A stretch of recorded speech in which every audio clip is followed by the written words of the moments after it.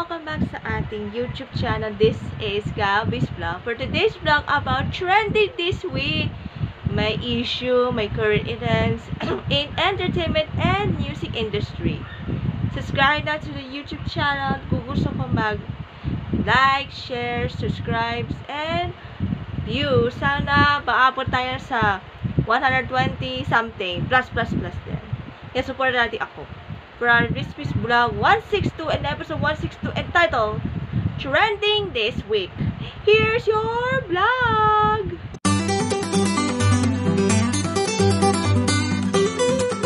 Okay, simulan natin. Oo naman natin ay good news. Panoonin natin.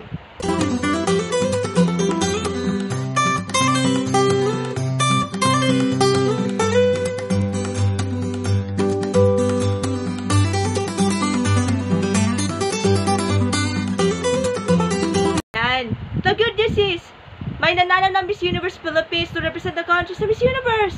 Yan si Celeste Cortesi, kung saan represent ang country sa Miss Universe 2022 beauty pageant. Beatrice Gomez passes her crown to Celeste Cortesi of Pasay City, while Miss Universe Tourism, Michelle D, Miss Universe Charity, Palmy, at Pauline, di ba ito yung last name? From Bohol, was previously in 2020 as third runner-up, while the first runner-up of Miss Universe Philippines is Annabelle McDonald and Katrina Laega. Diba, hindi yan na naman. From Taguig City, won the second runner-up sa Miss Universe Philippines. Ang host na Miss Universe Philippines, we have Miss Universe 2015, Pia Wurzbach, Miss Universe 2016, Iris Mittener, and Miss Universe 2017, Deminate Habang, with special guests, American Idol Season 80 Top 5, Francisco Martin, along with Easy Meal, and others like Sam Concepcion. Congratulations, Celeste Cortesi. Previously pala, si Celeste Cortesi, naging Miss Earth 2018 Top 8 semi-finalist. Ready ka na ba for Pinay Miss Universe this 2022? Supportan natin. I support ko Celeste Cortesi, Miss Universe Philippines 2022 will be the Pinay. Kaya good luck ka lang. Now, oras na para sa ating medyo sad, bad news. Watch this.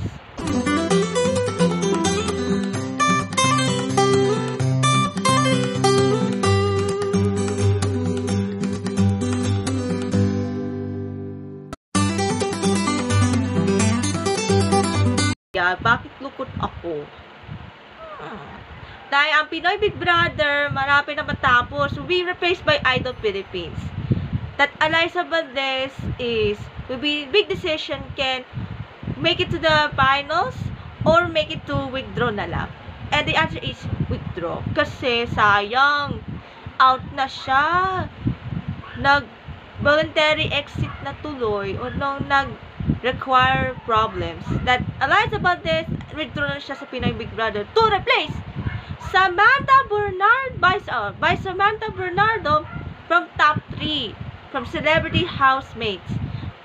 Now, part of top 2 na siya si Samantha to replace Eliza Valdez kasi dahil sa prior commitment of Eliza Valdez to represent the country sa 2022 SEA Games, 2021 SEA Games in Vietnam. Supportan natin Team Philippines in SEA Games 2021.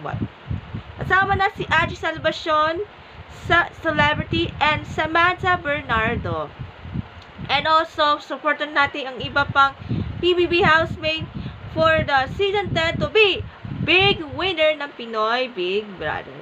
I hope Eliza Valdez continue to support and hindi na sa Pinoy Big Brother.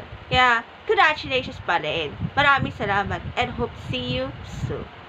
And that's it for this week's vlog. Sana wag na malungkot next vlog kasi ano ko si Eliza Valdez. Pero masaya pa rin si Celeste Cortesi sa Miss Universe. Hope to see you next vlog. Bye-bye. God bless.